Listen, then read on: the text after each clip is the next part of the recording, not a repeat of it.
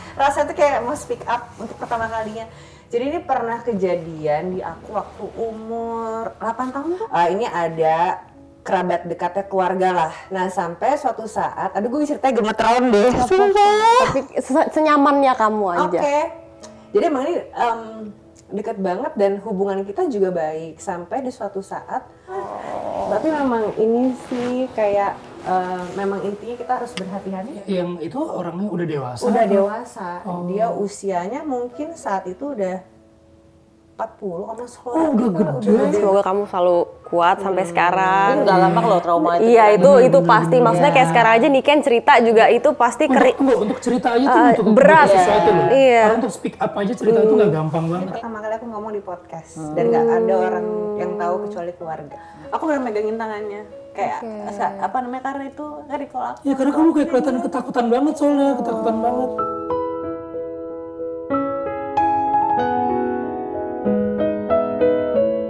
Menurutku nggak ada salahnya kalian membela keadilan diri kalian sendiri sih.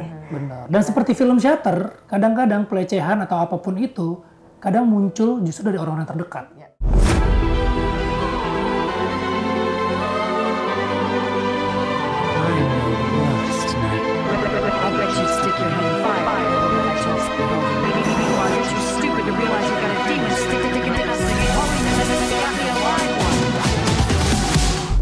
Hai guys, ketemu lagi di konten Maya Al-Elul TV dan bintang tamu aku kali ini adalah rame-rame nih ya, bintang muda yang punya pengaruh besar di dunia entertainment, punya nama besar dan sangat populer.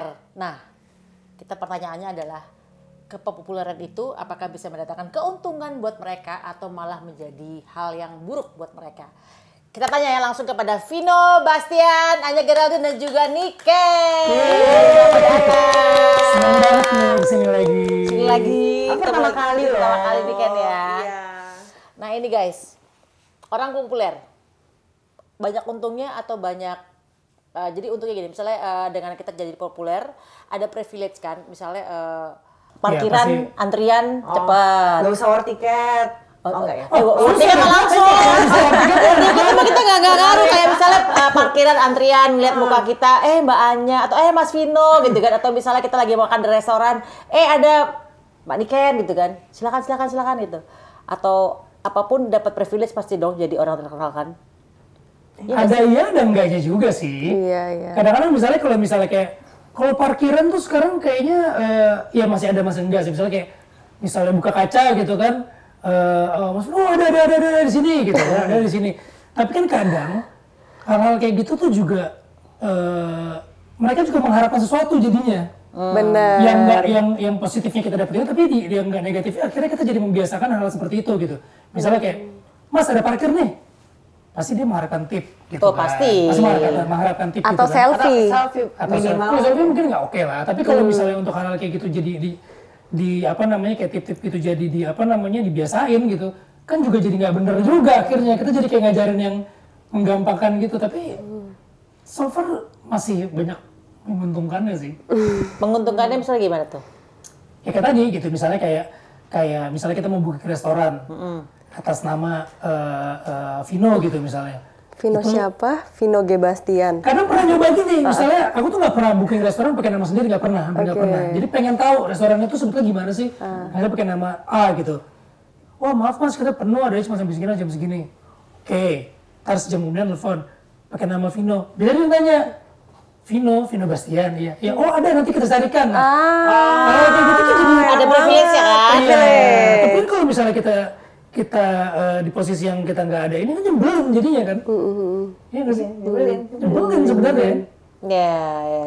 Tapi paling nggak banyak untungnya tuh banyak nggak enaknya. Ini kan privilege ya. Ya itu salah satu keuntungan di atas ketidakkeuntungan orang lain. Iya sebenarnya. Salah nggak sih kalau ada privilege itu tuh? Iya pasti gitu. Iya. Kadang juga rasanya jadi nggak enak ya kayak apa sebenarnya dengan gue menyebutkan nama itu ini bener nggak ya, ntar kalau misalnya ada orang yang ternyata mau masuk berarti gara-gara gue dong, jadi misalnya dia nggak dapet slot misalnya kayak gitu ya. Kadang mungkin ada rasa itunya kali. Oh ada ya, kalau gue nggak pernah bersalah ya. Kita kan telepon, Mbak, ini atas sama Ibu Maya Estianti. Oke Ibu, sebentar ya, gitu. Langsung kan? Iya, kalau itu kan langsung nggak ada salahnya. Gitu kan. Cuma waktu itu kan, kalau kejadian gue kan nggak pakai nama sendiri, terus tiba-tiba hubungin lagi pakai nama, loh kok ada? Jadinya kayak, jadi kita jadi malah mikirnya ke arah situ. Gitu. Padahal mungkin kalau misalnya pakai nama sendiri langsung ada, kan kita nggak mikir juga gitu. Iya. Gue nggak pernah coba-coba sih kayak lu. Besok dicoba Bunda. Langsung pakai langsung nama saya Ibu Maya Estianti. Tapi nomor teleponnya udah dicatat.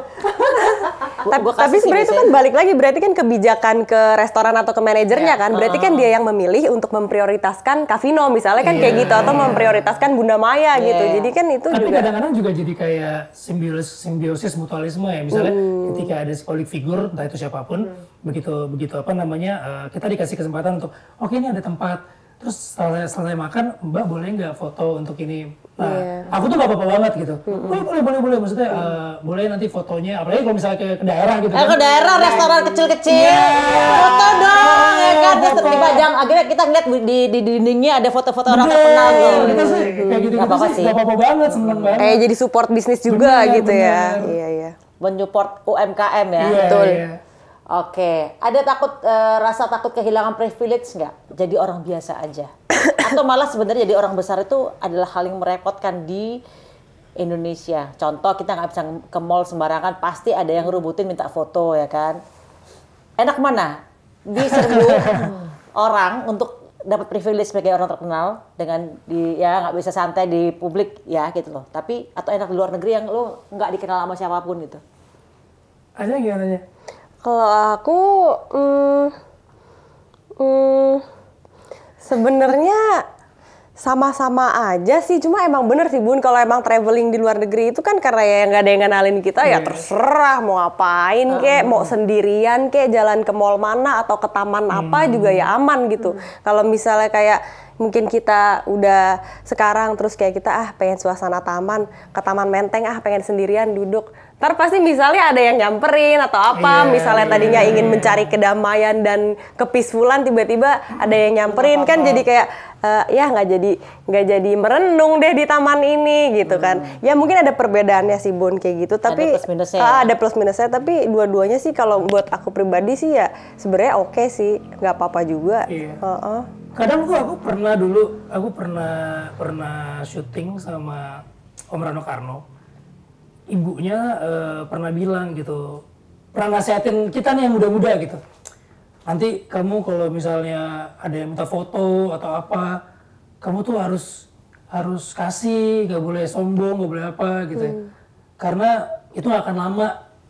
One day pasti kamu udah orang cuma tahu kamu tapi belum tentu mau minta foto sama kamu gitu. Jadi hal-hal kecil kayak gitu buat aku tuh jadi kayak keinget terus gitu. Maksudnya kan Om Rano kan main film dari kecil gitu sampai gede gitu kan. Jadi aku jadi kalau misalnya kayak ada orang yang minta foto tuh selalu inget itu, sama kayak kadang misalnya gini, anak aku tuh punya idola gitu. Gak usah di luar negeri lah, misalnya di Indonesia gitu. Terus dia pengen foto sama si idola itu. Walaupun bapaknya juga orang kenal, tapi kan di momen itu kita juga harus boleh nggak minta tolong anakku minta foto. Kalau rasanya anak itu tiba-tiba udah aduh sorry muncrat, tiba-tiba si idolnya itu nggak ngebolehin atau lagi apa, pasti kita sebagai orang tuanya juga berasa kasihan sama anakku gitu. Aku jadi suka berpikir kayak gitu. Jadi kadang-kadang kalau misalnya ada orang yang minta foto, entar itu anak kecil, aku selalu usahain kalau misalnya emang gak lagi ribet, aku apa, maksudnya kasih kesempatan untuk itu gitu. Kadang juga pernah kayak gini, orang udah mau foto nih, di Bali waktu itu. Orang udah foto-foto, terus ada anak kecil disuruh-suruh foto sama ibunya. Udah foto-foto kamu, anak kecilnya kayak malu gitu, kayak malu gitu kan. Iya, yang dia pernah begitu. Tapi ibunya yang pengen, tapi itu ibunya yang pengen misalnya. Parah di twistnya gitu kan, udah foto-foto. Terus ada yang mau foto ya foto. Habis itu selesai foto gitu, terus si ibu sama anak ini pergi kan. Terus anaknya nanya, ibu aku ngapain sih suruh foto? Emang siapa sih ibu? Ibu juga nggak tahu itu siapa. Gong! Soalnya itu gong! Tadi orang-orang pada minta foto sama dia. Iya, lucu banget. Suara itu masih kedengeran. Itu gue ngakak sih. Wah, lucu banget. Kita tuh sebenarnya bukan siapa-siapa juga gitu. Orang itu menyuruh anaknya foto karena ngeliat orang lain foto sama kita. Kalau ibu juga nggak kenal kita siapa. Ibunya FOMO aja. Anaknya suruh foto. anak yang ngambek, siapa sih ibu? Ibu juga Itu lucu banget lagi. Tapi kalian pengalaman nih ya, gue pernah punya pengalaman ya. Kalau kalian pernah nggak punya pengalaman tuh, di suatu tempat di luar negeri ketemu superstar, pernah ketemu nggak? Pernah. Siapa misalnya? Sombong nggak artis-artis itu? Kalau di sana sebetulnya artis itunya nggak sombong sih. Tapi Kan penjaganya banyak ya mereka kan? bodyguardnya biasanya. Biasanya kalau kita udah mau deket tuh mereka udah ada yang ini. Tapi kalau sampai misalnya, aku sih belum pernah ngalamin foto bareng gitu.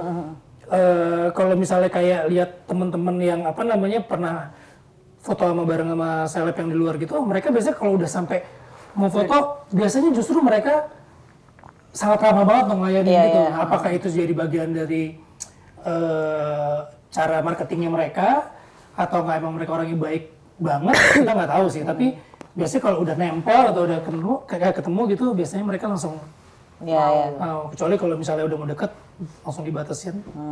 Biasanya tuh kalau misalnya dia ada event tertentu tuh, yang mereka susah.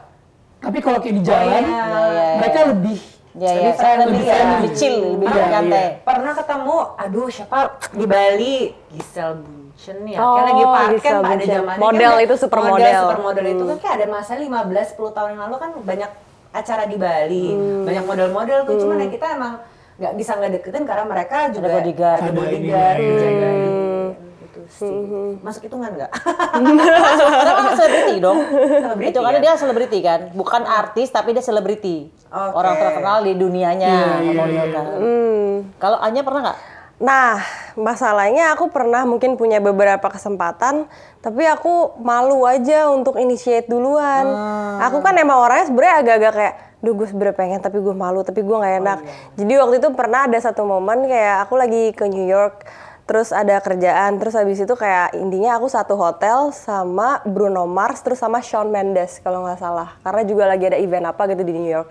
Terus kayak aku lagi nyantai-nyantai di depan lobi, terus tiba-tiba ada mereka gitu lewat, ya kan juga udah rame dan udah kayak misalnya ada bodyguard ya udah inse duluan lah, kayak who am I to like Bruno, sorry Bruno, kayak aku udah pesimis duluan, kayak udah aku udah kayaknya aku nggak akan ada kesempatan deh, ya udah deh aku ngeliat aja dari jauh, oh gitu orangnya, udah aku gitu paling. Berarti lo nyalip, kalau kita orang Jawa bilangnya tuh wedus pudul itu kambing putus nyali, jadi kayak ibaratnya lo nyali untuk urat malunya tuh masih banyak ya. Maksudnya nggak, kalau gue kan kalau ketemu misalnya siapa gitu, gue pernah suatu saat misalnya laki gue ngomong itu loh, bininya Elvis Presley gitu. Siapa namanya? Priscilla Presley apa siapa ya? Iya, tahu. Itu kan itu bisa anaknya Priscilla Presley. Gue nggak tahu kan, tiba-tiba itu loh Priscilla Presley lagi mojok di airport gitu kan. Oke, gue langsung bawa handphone. Terus gue ngomong, boleh nggak aku foto sama kamu dalam bahasa Inggris ya? Boleh nggak aku foto sama kamu? Aku tuh big fan, padahal gue nggak pernah sama. Nah ini Priscilla Presley, Oke. Gue langsung, dia pertama kali masih agak-agak kikuk kan, karena tiba-tiba gue face to face. Ada gitu. Harusnya kan banyak orang yang nggak kan? Dia mojok, dia sembunyi, emang dia tapi lagi. laki gue karena dia memang big fan si Elvis Presley, jadi dia tahu ini tuh, itu Priscilla Presley, lu samperin aja gitu kan. Gue langsung samperin, langsung gue dengan urat malu gue udah seputus-putusnya, gue langsung, boleh nggak minta foto, aku jauh banget, aku dari Indonesia, gitu. Aduh aku ketemu kamu seneng banget, padahal nggak seneng-seneng juga maksudnya. Ya nggak fans itu, gue keperes banget, terus gue foto, gue seneng banget, gue upload di Instagram gue. Ya nggak fans bener laki gue. Gue tuh ngerti banget juga enggak sebenarnya gitu loh, tapi tuh artinya rasa malu gue tuh bener-bener putus. Oke. Suatu saat gue pernah Luna Maya tuh pernah, gue lagi pernah foto sama Chris Hemsworth kan. Iya. Wah itu mah aku pengen minta foto. Kalau itu aku kayak kita lagi gue maju. Gue udah pernah gue foto sama Chris Hemsworth di Monaco kan. Terus suatu saat si Luna nanya, tuh ada Chris Hemsworth tuh gitu kan, gimana ya, kan lu pernah foto, gampang, lu kesana, lu langsung todong, lu putusin segala macam urat malu lo, karena anyway dia nggak kenal sama lo juga, langsung aja, can I take a picture, langsung aja cepret, belum dia ngomong yes dah ya, yang penting dapat, yang penting ada di situ, yang penting ada yang dia dapat, akhirnya, kayak gitu. Masalahnya kalau sekarang kan gini, mau foto ya boleh, tolong fotoin. Selfie. Habis itu timer. Iya. Ada ucapan kakak. Kayak kok banyak ya bonusnya. Ya kadang-kadang orang tuh ada kalau misalnya ketemu kita, bukannya kita sombong tapi tahu diri lah. Setting timernya dimatiin ya kan. Jangan minta yang aneh-aneh ya kan. Tapi kadang-kadang aku juga sering banget, maksudnya kan ketika promo film kan banyak banget nih kayak gitu, abisnya minta foto, minta video ini. Jadi ada mereka itu ketika mereka posting foto kita dan mereka senang banget gitu. Itu aku jadi ngerasa, oh iya senang banget loh mereka. Terus tiba-tiba yang followers mereka dari dikit jadi banyak. Itu kita jadi kayak ikutan senang gitu. Ini kan banyak banget. Ketika aku kan, dia Mas makasih ya udah mau foto sama aku jauh-jauh dari ini mau promo. Iya oke. Kadang aku suka rajin tuh balesin mereka. Oh, dibalesin. Begitu dia posting, kan aku lihat postingan yang lain. Itu kadang-kadang nggak ada komennya. Begitu itu jadi komennya jadi banyak gitu. Jadi kadang-kadang apa ya? Seneng juga seneng ya. seneng aja Senang gitu. menyenangkan orang. Ya pokoknya seneng aja ngeliat dia ngeliat dia Senang. dia punya goal gitu. Gue berhasil ini. Apalagi yang kita lakuin itu sebenarnya kan nggak susah. bukan effort yang sangat besar ya Nah, kak. kadang misalnya lagi jalan nih, lagi jalan. Mas foto kayak tadi lo bilang Mbak, Mas foto jelek. Padahal kita juga nggak ada effort yang terlalu banyak karena lagi jalan ditodong gitu kan. Tapi begitu dia pasang, itu jadi sesuatu yang berharga banget buat dia. dia, gitu. iya. Itu jadi kayak, wah kita jadi, oh iya ya. Berarti seberharga itu gitu momen yang hanya sedikit buat mereka gitu. Cuman ya itu tadi, pokoknya kalau ketemu siapapun di tengah jalan, tolong timernya matiin. Tolong, jangan pas yang 15, 14, 13. Kita udah capek tuh gini terus ya kan. Tapi timer 10 detik tuh capek banget sih menurut Iya, aku. Timer 3 detik masih oke. Kalau udah yang 10, oke, senyum. Timer lagi, pakai Tapi kan timer mereka lagi. juga panik lagi. Lupa lagi. Iya. Karena ini kasih udah bahas sabar, tenang. Iya kan kalau gitu, aduh mau kita, maaf mas. Terus udah gitu dia kemana, udah kebiasaan sama yang lain. Iya. Oke. Nah ini sebagai public figure yang punya pengaruh besar di sosial media. Menurut kalian anugerah atau justru jadi beban tanggung jawab? Dua-duanya ya. Dua-duanya. Dua-duanya sih. Bang. Pasti kan semakin orang mengenal kita, apalagi dengan karya-karya yang kita kasih ke mereka, tanggung jawab kita semakin besar gitu kan. Apalagi udah punya fans, udah punya apa, kita harus memberikan sesuatu yang terbaik untuk mereka dan harus lebih berhati-hati juga gitu kadang-kadang di sosial media. Kadang yang bener aja bisa jadi salah. Yep. Yang bener aja Yang bener aja jadi salah, terus belum lagi potongan-potongan, dipotong-potong terus jadi fitnahan. Bener. Itu dia. Dan sekarang kan orang seneng udah nonton klip kan pendek-pendek kan. Yang intinya doang, padahal intinya bukan itu gitu. Tapi yang jualan tuh itu gitu. Iya. Clickbait-nya lah. Iya. Padahal Clickbait tuh jadi itu. fitnah akhirnya kan. Belum Itulah lagi yang kenapa aku jarang posting. belum lagi AI. Iya. AI tuh juga, bisa bikin orang dihancurin gara-gara AI loh. Iya. Sisi positifnya ada, sisi negatifnya juga bahaya banget kan. Iya. Ketika kita tiba-tiba nggak bisa ngomong apa-apa ya, kita nggak pernah, kita cuma ada foto doang, tiba-tiba foto kita bisa ngomong panjang lebar, nah itu jadi fitnah ya. Ya, fitnah lewat AI tuh berat banget, apalagi kemarin pas kerusuhan itu kan. Ada yang dibilang guru adalah beban negara, padahal tuh AI. Bener. Ya kan? Tapi lo pernah Mbak, maksudnya kayak dibikin AI-nya atau enggak diinin apa? Dibikin AI nggak? Dipotong. Dipotong sehingga konteksnya jadi nggak penuh. Dan akhirnya jadi orang marah, misalnya gue lagi podcast gini, yang dipotong itu satu potongan yang akan membuat orang yang dengar pun jadi marah. Padahal penjelasannya panjang gitu loh. Dan ngeselinnya lagi, misalnya ada statement seseorang gitu dipotong, terus dia gabungin sama tanggapan orang yang kesannya kontra, padahal dia bukan ada hubungannya, bukan di acara yang sama, atau enggak dia lagi nanggepin, si sekelompok orang ini lagi nanggepin hal yang beda gitu, terus dijahit jadi bareng, kesannya kayak tuh kan banyak yang kontra kan sama omongan lo gitu. Iya, jadi menggiring opininya tuh lumayan parah ya. Itu yang namanya fitnah dajjal di akhir zaman ini adalah begitu ya. Belum fitnah dajjal itu udah parah ya. Itu fitnah. Itu fitnah dajjal menurut gua ya. Karena fitnah dajjal apaan sih ya kan? Itu kan cuma menurut gua adalah kalau dibilang makhluknya mana ya kan? Ya kan fitnahnya udah mulai bermunculan di mana-mana. Takut aja kita sholat taubat semuanya. Menurut gue ya, karena kan dibilang makhluk bermata satu, Iya. nggak punya hati kan, berarti kan ini termasuk. Iya sih. Bermata satu. Kalau dia punya mata dua kan ada mata hati kan. Iya, bisa juga, bener juga. Filosofikal ya. Iya gitu deh. Dajjal menurut lo siapa? Emang ada makhluk yang di sini pakai mata di tengah ya kan? Tukang fitnah. Dia bisa ngomong apa aja bener. Oke, kalau dibilang media sosial tuh punya pengaruh besar nih ya buat kalian ya kan. iya dong. Iya. Ya. Sebagai tanggung jawab nih atau anugerah nih ya kan. Kalian tuh pengen ngomongin apa sih kalau di media sosial? Kalau yang misalnya gini, kalau kemarin ada fitnah-fitnah Dajjal nih muncul ya kan. Nah kalian tuh kalau pengen menyuarakan apa tuh? Promo film. Promo film itu Promo sudah kerjaan. iya, Karena sudah kalau jelas. aku sendiri tuh bukan tipe orang yang suka curhat di sosmed ya. Iya, Jadi kayak iya, malah kamu orang tuh nggak private tahu. banget.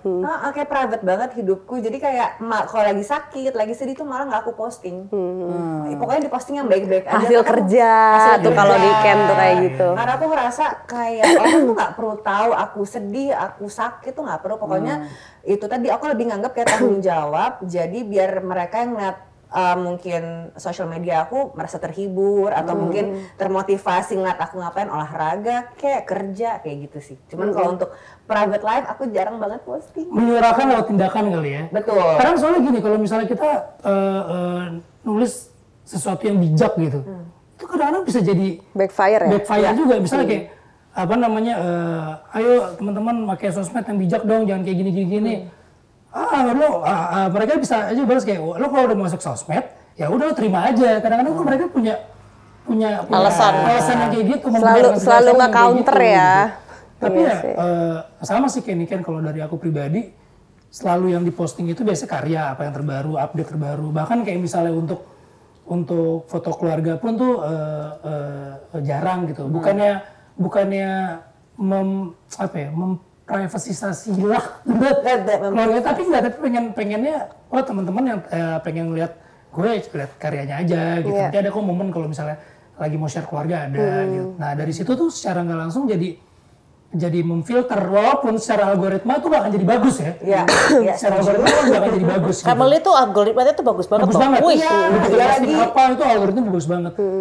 Nah, buat orang-orang yang udah paham banget menggunakan, misalnya kayak misalnya Mbak Maya nih posting keluarga, tapi udah tahu maksudnya goalnya apa ini. Nah, kalau aku kan nggak sedetail itu gitu.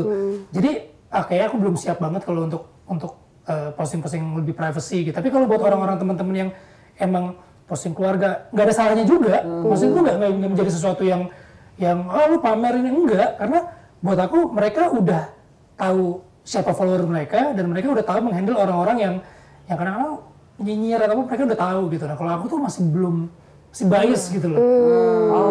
Jadi lebih hati-hati, masih lebih hati-hati. Nah, kalau hati-hati mah harus ya kita di media sosial ya. Tapi kayak aku baru sadar loh karena Kak Vino ngomong ya. Jadi kayaknya memang salah satu alasan aku benar-benar ngejaga privasi keluarga karena aku tuh punya anak perempuan. Oke. Dan punya anak perempuan, aku bukan nggak kepengen munculin dia ya, tapi karena sebetulnya traumanya itu ada di aku.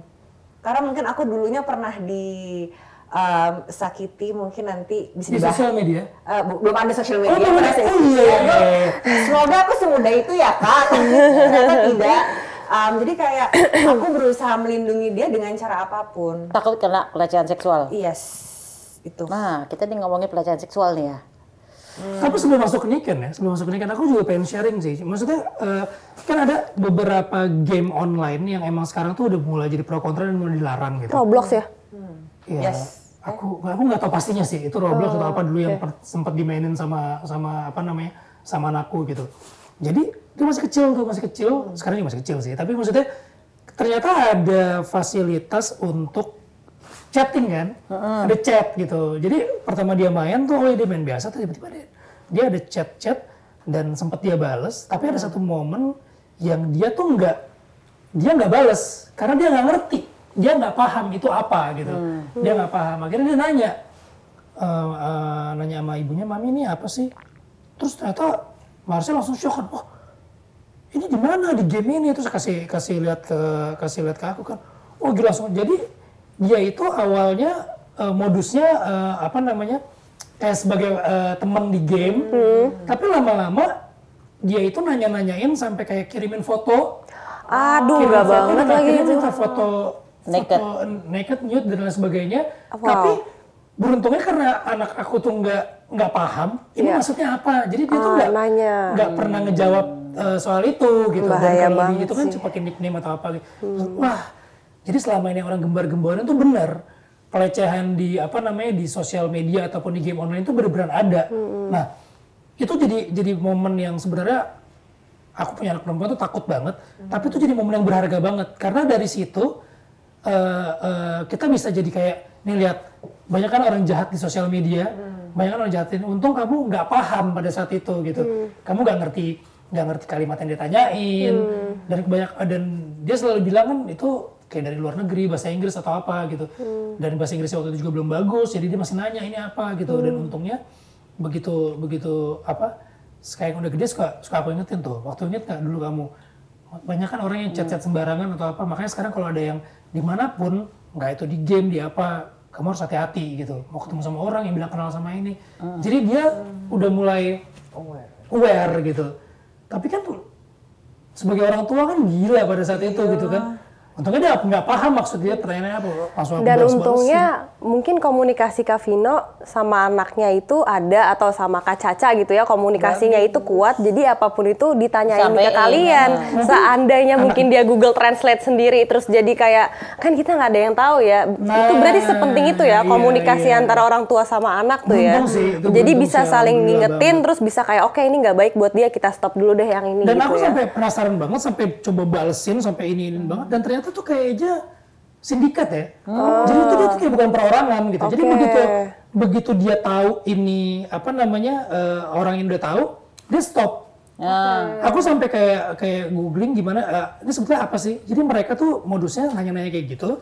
Nanti misalnya ada orang yang kepancing kirim-kirim foto itu, nanti foto-foto itu mereka jual. Jadi blackmail dong. Iya. Terus kadang-kadang mereka jual ke situs-situs porno yang untuk anak-anak yang waduh itu ini udah super kriminal. Jadi mereka udah kayak lingkaran setan banget. Wah. Belum tentu itu pribadi mereka ya. Jadi mereka tuh dark web gitu biasanya tuh. Oh my atau god. pengancaman. Bisa jadi. Iya, itu terjadi teman gue juga pernah dia tuh suka foto-foto dirinya. Naked ya kan. Setengah telanjang lah segala macam. Jadi foto-foto dia kan pasti dari handphone ini pasti kan simpan ke iCloud kan. Atau dia kirim ke email dia untuk ke handphone yang satu lagi gitu. Itu ada yang bisa ngeretas dan itu dia di blackmail untuk bawa lo kalau nggak bayar gue duit sekian lo gue upload nih foto gitu. Itu gila banget sih memang ya. Wow. Jadi kalian harus hati-hati untuk foto-foto di gadget kalian untuk tidak foto yang aneh-aneh.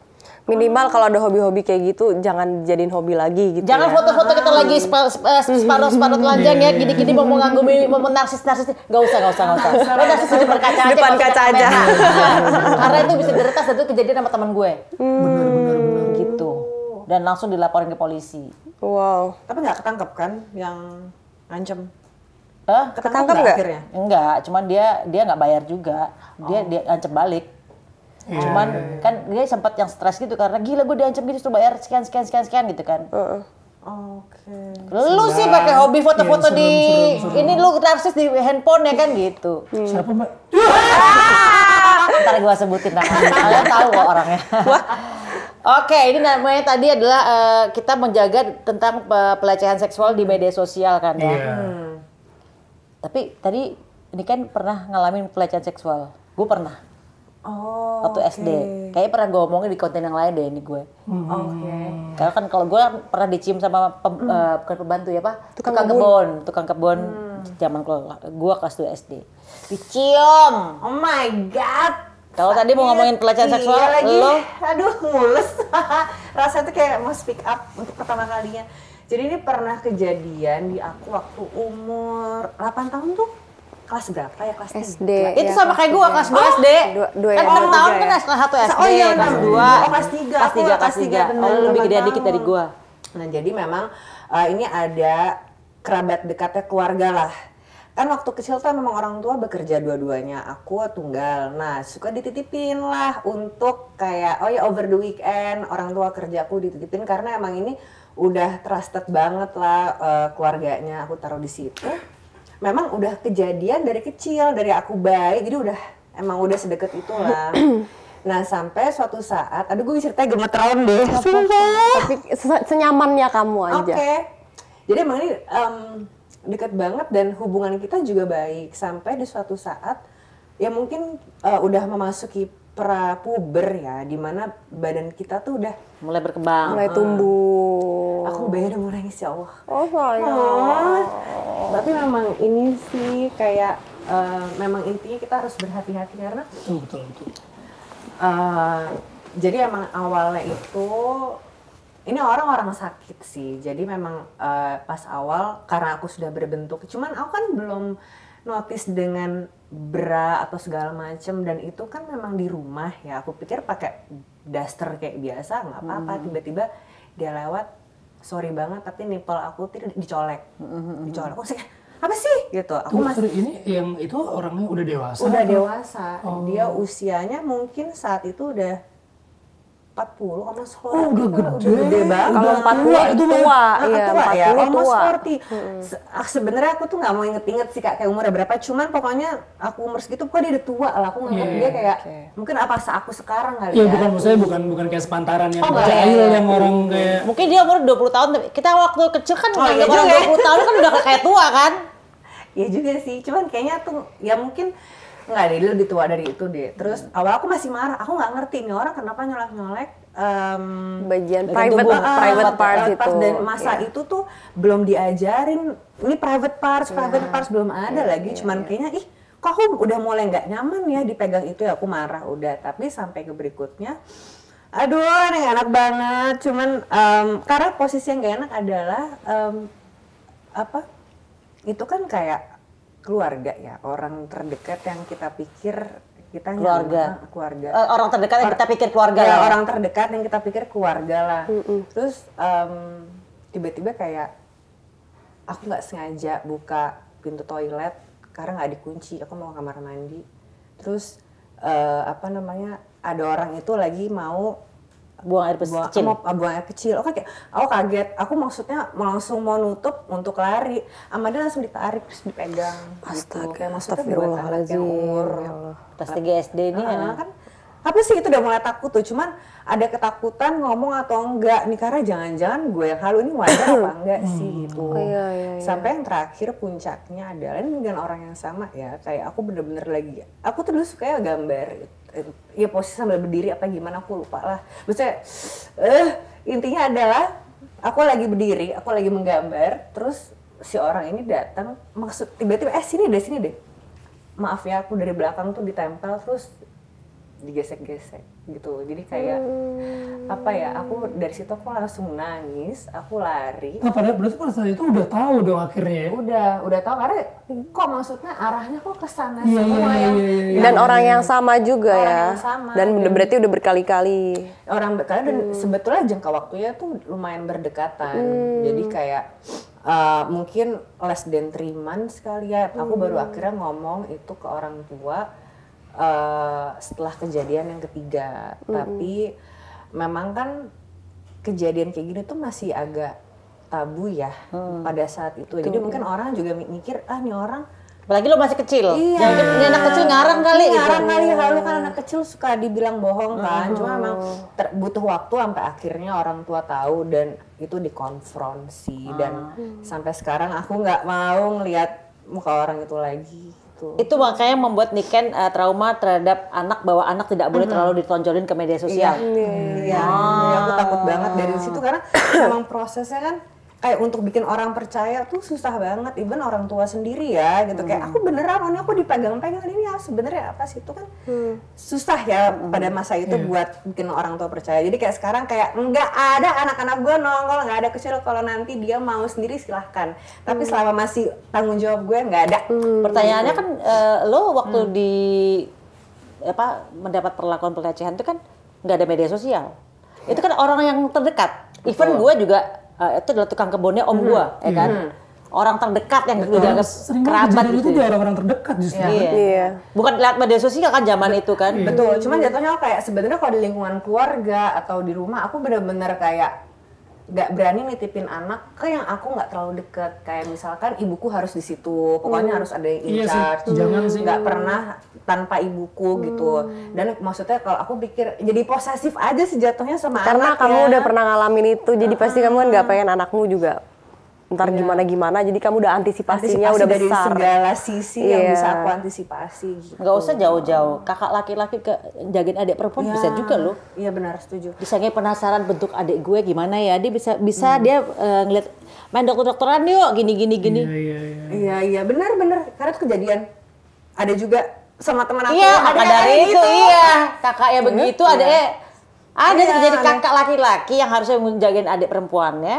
Dia karena dia penasaran pengen lihat adiknya seperti apa, dilihat-liatin bagian vital-vitalnya gitu. Itu ada kejadian seperti itu. Kakak kandung ya. Kandung lagi, serem banget sih. Jadi yang namanya korban pelecehan tuh di mana-mana. Gak cuma lewat media sosial doang ya.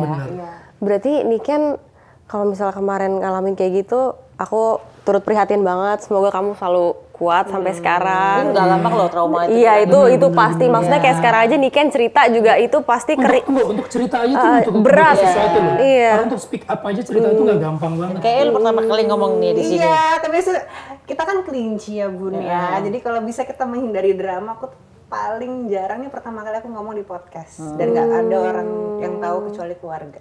Oh, ini pertama kali berarti. Tapi harus speak up sih. Iya. Karena Iya, apa? harus Karena sih. supaya menjaga anak-anak generasi berikutnya, orang tua yang generasi yang kayak anak gue yang nikah punya anak nanti tuh harus hati-hati banget karena pelecehan tuh nggak dari manapun, dari terdekat. Bener. Dan ini jadi salah satu cara kita untuk nolong orang-orang yang jangan sampai kejadian gitu kan.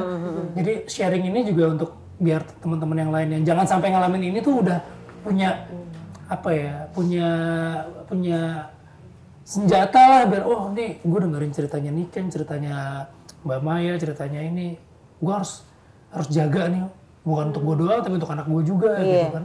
Iya. Atau kali aja mungkin penonton yang ya kali aja ya kita kan nggak ada yang tahu, mungkin lagi ada mengalami hal yang ada dilema kayak gue kemarin sebenarnya sempat diginiin sama orang tapi gue belum speak up, kali aja cerita Niken yang Speak tadi up aja. bisa menginspirasi biar dia akhirnya speak up gitu kan dan ada keadilan di situ. Tapi Niken berarti ini sebenarnya yang kamu alamin ini agak ada hubungannya sama film syutingan kita ini ya berarti ya Niken ya.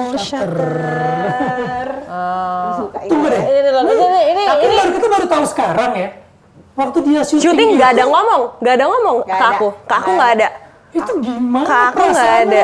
Begitulah, jadi waktu ada ini film ini film Shutter tentang pelecehan atau gimana? Oke, filmnya Iya, sebenarnya film ini sebuah film horor. Film ini film horor remake dari film Thailand yang udah besar banget. Ini pada di zamannya Shutter ini jadi salah satu film horor terseram lah. Nah, kita dapat kesempatan melalui Falcon Pictures untuk meremake film ini, tapi dengan versi yang Indonesia. Dan memang ketika kita membuat film ini tuh nggak cuman pengen, oke, kita nge-remake film yang udah pernah sukses, atau nggak film ini jualan horor, enggak. Tapi di film ini tuh kita mau apa ya, mau punya satu campaign yang sebenarnya lumayan penting banget gitu. Kita butuh safe space sebenarnya di apa dimanapun juga, karena kebetulan film yang kita rilis ini itu tentang dunia kampus. Nah, menurut riset dari teman-teman Falcon dan yang udah kita jalanin, kebanyakan terjadinya pelecehan atau kekerasan terhadap perempuan dan lain sebagainya gitu, itu kebanyakan di dunia pendidikan. Entah itu pembulian, entah itu kekerasan seksual, entah itu macam-macam lah. Itu datanya kalau kita buka di sosial media aja tuh ada gitu. Nah, kita pengen Shutter ini bukan cuman hanya orang seru-seruan nonton film horor, takut-takutan, tapi juga ada sesuatu yang mau kita tawarkan bahwa hati-hati. Kita butuh nih, terutama untuk perempuan di zona-zona pendidikan dan lain sebagainya, itu tempat yang aman gitu. Iya. Nah, cuma kan masalahnya kita nggak pernah tahu kalau Niken Ternyata mengalami punya pengalaman itu sebagai gitu. korban. Sebagai korban dan baru ngomong hari Baru ini. ngomong hari ini selama syuting, dan props aku tuh nggak ngomong karena tadi aku tuh lumayan private orangnya ya. Jadi kayak, dan ada satu adegan di mana aku Dan itu kan bisa dipegangin kan? iya sampai dipegang Sama itu karena itu Mas Harun. sama Mas Harun dia emang adegan pelecehan yang ada di film.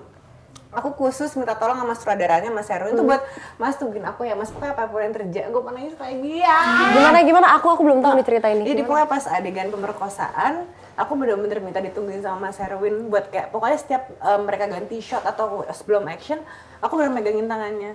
Kayak apa namanya, karena itu dari kalau aku. Ya karena kamu kayak kelihatan ketakutan banget soalnya, ketakutan banget.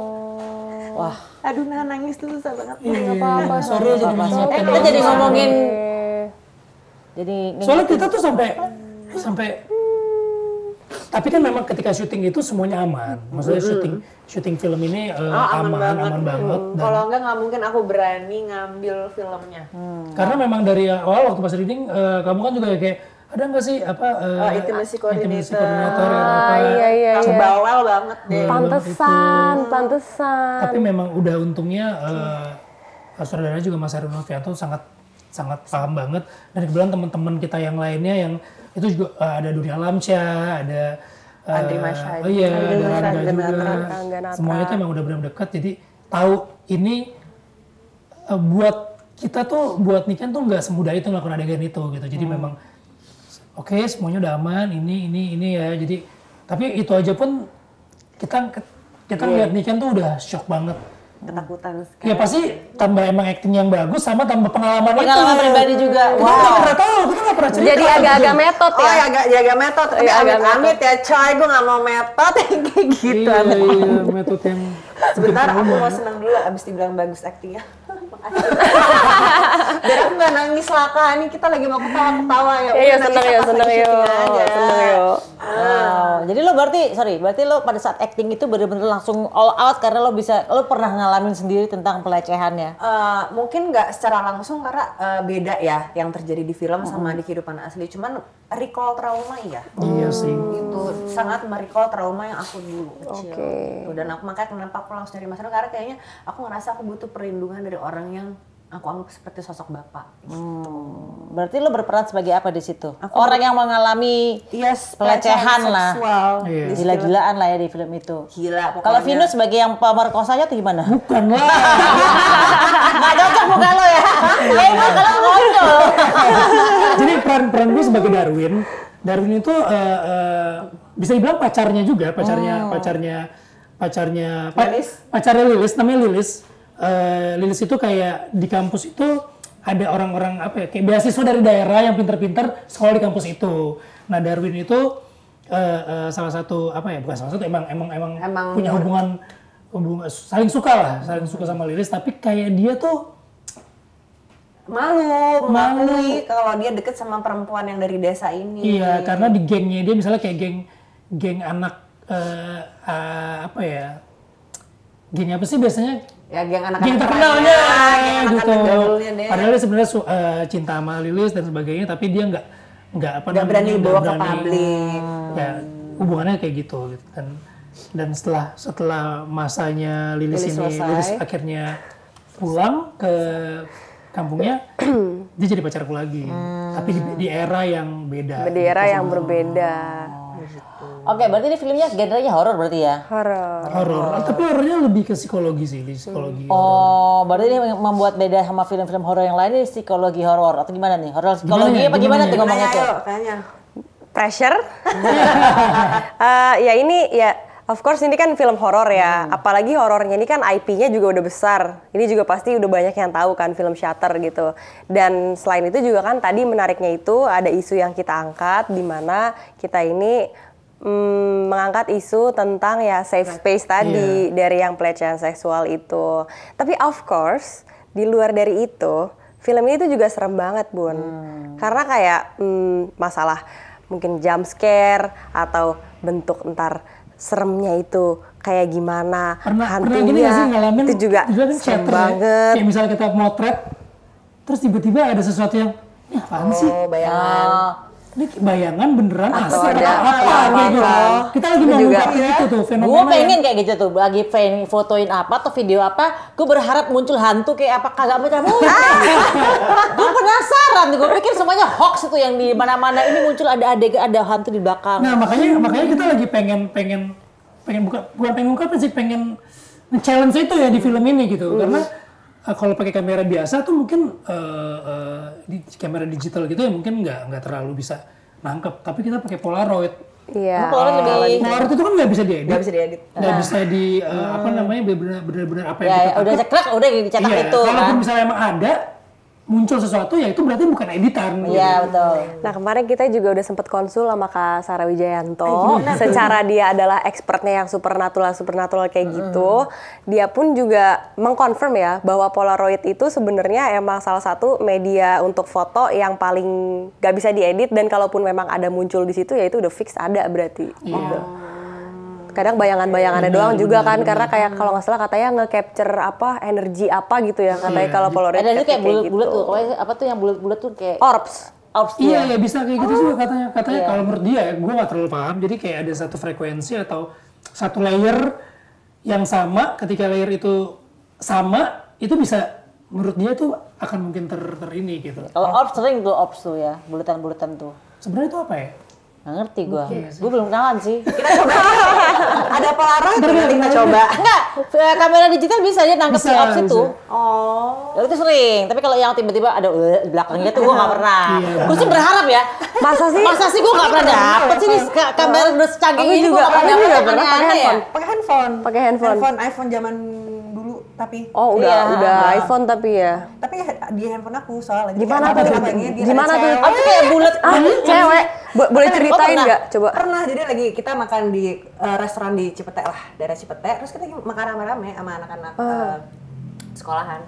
Terus udah tiba-tiba kita foto kayak biasa, cewek-cewek foto dulu sebelum pulang foto. Begitu dilihat foto ada cewek merah. Tapi kakak gue pernah di handphone iPhone-nya yang lama tapi Iya, ya. yang lama. Dia lagi makan di restoran di atas ini di hotel lah gitu. Terus tiba-tiba dia foto di jendelanya, kan dia makan di pinggir jendela ya, kelihatan pemandangan Jakarta dong. Benar-benar. Di jendelanya ada kayak tengkoraknya tuh lagi nempel gitu. Itu sama kayak kejadian di film Shutter. Jadi Shutter itu kan apa namanya, si Darwin ini profesinya fotografer. Jadi dia udah ngalamin, maksudnya udah jam terbangnya udah banyak lah. Satu saat si Darwin ini motret, di jejeran apa yang dia foto itu ada satu sosok itu gitu. Nah itu yang nggak bisa dijelasin, dan di film ini dia berusaha mencari ke seniornya, ke orang yang expert, sebenarnya apa sih. Dan kalau misalnya emang itu hantu gitu, ngapain sih lo mau nongol di fotoku tuh ngapain? Apa ada maksud tertentu? Apakah itu juga memberikan warning buat kita yang motret itu bahwa ada dia minta pertolongan atau apa? Nah itu sebetulnya yang kita pengen ceritain di film Shutter ini nih, makanya jadi seru banget gitu filmnya, bukan cuma kayak jualan penangkapan setan, tapi kayak kalau ada sesuatu yang muncul di foto kita itu maksudnya apa sih? Gitu. Ya, minta tolong kah? Atau emang sengaja mau gangguin, atau emang sengaja, atau cuman ya mungkin kayak kilatan cahaya doang yang berbentuk makhluk, tapi sebenarnya nggak ada apa-apa gitu. Aku baru inget banget lagi, ini kan kalian kan foto ya. Aku juga waktu itu foto udah pernah lah, dan mungkin ya udahlah penampakan di foto itu menurutku ya udah banyak dan common dan biasa. Aku baru banget inget waktu itu aku SMA. Tapi ini aku dari video, Kak.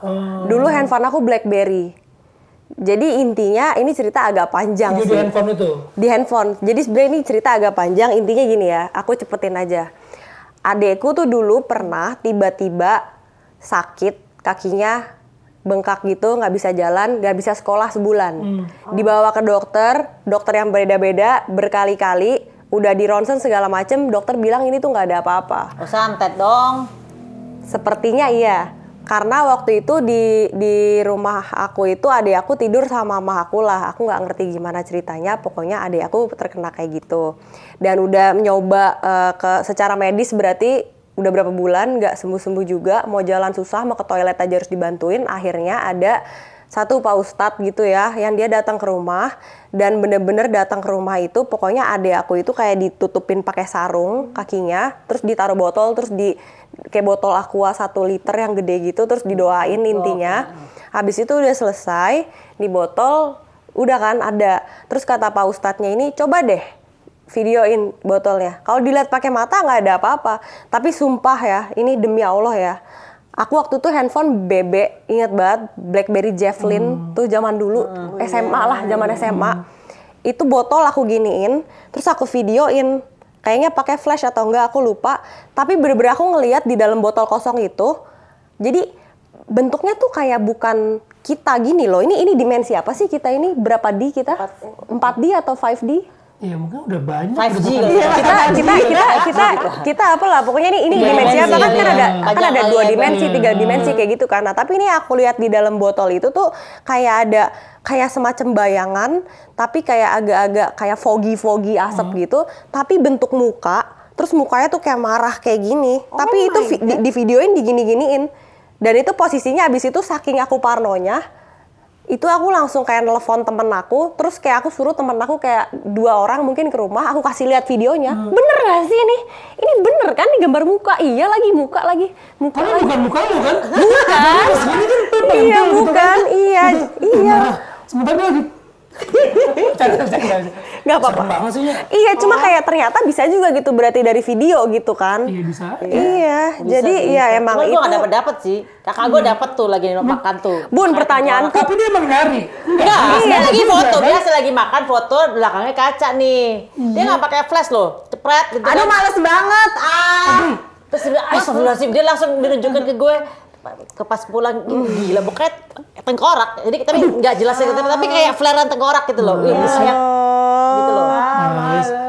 Itu kan nggak mungkin rajin banget ngedit pada saat itu kan nggak mungkin. Kakak gue lagi bukan biang edit ya, gue mungkin lagi iseng sama lo kali gue bilang gitu. Bun, menurutku sih kamu udah jangan nyari gituan. Kita cari kebahagiaan. Enggak, soalnya gue penasaran gitu loh. Maksudnya semuncul apa sih? Atau jangan-jangan mereka takut sama gue kan? Karena gue kan orang berani. Biasanya kan mereka akan takut sama mereka yang kita manusia yang berani kan. Jadi gue nggak pernah nongol di gue sih. Alhamdulillah jangan. Jangan deh Bun, menurut aku ya. Cukup cari kebahagiaan dan nafkah saja sudah Betul cukup. sih. Cuma kadang-kadang pengen tahu sih kalau foto ini. Kepoan orangnya dia ya. Harus mendingan nonton teater deh. Gue tuh nggak pernah nonton horor, tau nggak kenapa? Gue takut kagetnya say. Bukan takut filmnya. Oke, kita tantangin sekarang. Bunda Maya untuk nonton teater. Film teater. Kita bikin ininya satu gini. episode lagi ya. Karena gue orangnya begitu ada yang deng gitu loh. Bukan karena filmnya menakutkan, Karena tapi suaranya. karena suaranya bikin gue kaget, terus gue akan teriak sekencang-kencangnya. Tapi belum pernah kan? Itu dilihat oleh orang banyak kan? Oh, gue kalau di bioskop suka ketawa ngakak soal satu bioskop karena gue paling teriak sendiri. Deng gitu kan. Kita bikin konten itu Bun. Iya, kita seru deh kayaknya. Jadi Kita lihat ekspresinya. kalau gini gue nggak akan kaget, tapi gue akan nonton gitu. Tapi kalau dibuka, Tapi kalau biasa begini pun tetap kedengeran. enggak sih, gue udah biasa begini yang benar-benar close banget. Iya, aku ya. juga gitu sih kalau nonton bioskop gini. Gini aja gini udah. Karena gue nggak suka dengan Deng, itu. Dulu tuh kita begini ya, tapi ternyata justru sebetulnya Sebenarnya segini Iya. ya. Kalau mata mah, gue Dia tahu bener, mereka acting ya kan. Tapi kalau sound itu kadang-kadang nggak bisa ngagetin ya. bener. Iya. Oke, ini terakhir ya. Pesan moral apa yang pengen disampaikan melalui film Shutter ini? Coba Selain Mbak tadi Nika. pelecehan tadi ya. Pelecehan tadi sih pokoknya harus berani speak up. Ya. Setuju banget. Kayak lo berani Kayak speak up gue akhirnya sekarang. berani speak up setelah 20 tahun kemudian. 30 ding. Sebenarnya menurutku sih nggak pernah ada kata terlambat untuk minimal ya sharing lah. Apalagi kalau misalnya ini sharingnya kan juga ke masyarakat luas, ke orang-orang. Karena yang tadi aku bilang, kali aja di luar sana ada yang masih mengalami dan masih ada rasa ketakutan. Menurutku nggak ada salahnya kalian membela keadilan diri kalian sendiri sih. Benar. Dan seperti film Shutter, kadang-kadang pelecehan atau apapun itu kadang muncul justru dari orang-orang terdekat. Iya. Memang iya kan? Iya, jadi itu yang harus kita jaga sebenarnya. Iya. Tapi nggak juga sih kan. Lo pernah lihat cowok-cowok di grab-grab. Oh, tadi kita cerita. Nggak, itu sebetulnya, jadi pernah promo film gitu kan. Promo film Warkop waktu itu. Jadi kita kan, wah penontonnya banyak banget, dikerubutin sama itu. Tiba-tiba ada yang merasa, kok kayak ada yang nyentuh-nyentuh nih. Jadi kita saling nanya gitu kan. Tadi lo ada yang megang-megang nggak? Iya lagi. Lo ya? Bukan. Tapi megang-megangnya tuh ke arah vital gitu. Sementara kita tuh nggak tahu itu cewek atau cowok. Maaf kak, tapi kayak paha gitu. Berarti. Ya kalau cowok kan pasti ini dan depan dan belakang. Oke. Nggak mungkin kesini ketawa. Jadi tiba-tiba kita bisa, apaan sih nih? Tapi semuanya tuh kena gitu loh yang si Copet kali Kak. Enggak ya? bisa jadi copet, bisa jadi apa. Tapi masalahnya kita konfirmasi ke semuanya itu menuju ke arah bagian vital gitu kan. Oh ini kayaknya emang bahaya banget kalau misalnya teman-teman atau lagi public figure yang lagi di kerumunan gitu, emang harus minta pengamanan yang bener jelas. ya. Karena kadang-kadang mereka tuh kan kita nggak pernah tahu ya, udah melebihi copet gitu, udah main asal comot sini comot situ gitu, itu sih. Dan itu kan bentuk pelecehan yang sebenarnya mengungkapin juga gimana, tadi ketawain mau. Iya, tapi sebenarnya kayak menurutku ya, kayaknya sebenarnya nggak ada perbedaannya juga sih antara pelecehan yang dirasain sama cewek ataupun cowok, karena apapun itu juga sama gitu, kayak menurutku kayak tetap juga pelecehan, kayak ya sebagai cowok mungkin ya terlihatnya harus lebih kuat, tapi mungkin kan di dalam hatinya kan juga kayak lah kenapa gue kok bisa tiba-tiba kayak mungkin diremes atau diapain juga pasti kan ada sesuatu lah yang dirasain juga di situ kan. Jadi kayaknya sama ya Bun ya, sama-sama ada penderitaan di situ ya. Iya. Jangan diremeh-remehkan juga. Tapi waktu gue mengalami gitu. pelecehan dulu waktu SD, akhirnya gue memutuskan untuk ikut bela diri. Jadi pada saat besar mengalami pelecehan, dengan sigap tangan gue langsung, waktu udah gede ya. Tapi kalau waktu kecil kan kita ini apa ya, bingung kan. Nah yang bahaya yang waktu yang kecil-kecil ini kan. Betul, kan apa yang kita ingat di kecil itu kan akan terulang dan traumanya kan nggak gampang dilupain. Bener. Betul, sudah terjadi. Mudah-mudahan lewat film Shutter ini kita bisa belajar bareng-bareng. Bukan cuma jadi tontonan yang seru-seruan, horor-hororan, serem-sereman, tapi bisa juga jadi warning buat kita gitu. Bisa kasih masukan juga buat teman-teman di lingkungan apapun, terutama di pendidikan. Harus hati-hati lagi gitu. Karena semuanya itu bisa muncul di situasi yang kita kadang-kadang nggak terduga. Yang terdekat. Betul. Jadi harus speak up. Iya, yang terdekat paling sering sih. Iya. Oke, berarti mulai bisa nonton film Shutter ini kapan dan di mana? Tanggal 30 Tanggal 30 Oktober 2025 di seluruh bioskop Indonesia. Pas Halloween tuh. Iya, pas Halloween ya. Pas Halloween. Iya. Kita kan punya satu konten lagi nanti nonton bareng Bunda Maya. dan akan direkam. Tapi harus teriak ya Bun. Tapi nggak boleh tutup kuping ya Bun. Oh nggak bisa gue itu kalau itu Jangan alasan keluar negeri, kita udah deal di sini. Gue pasti akan begini. Gue sih berani nonton, cuman gue akan begini terus supaya nggak kaget. Karena gue kagetan, bukan takut ya, kagetan. Udah itu sih kekurangan gue. Pasti gue akan Ya wes, thank you so much sudah datang ke sini. Nike dan juga Anya. Aku doain film ini meledak seperti yang di Thailand ya, sama dan bisa menghibur kalian semuanya dan ambil pelajaran hikmah baiknya dari film ini. Oke guys, see you in the next content. Bye-bye. Bye.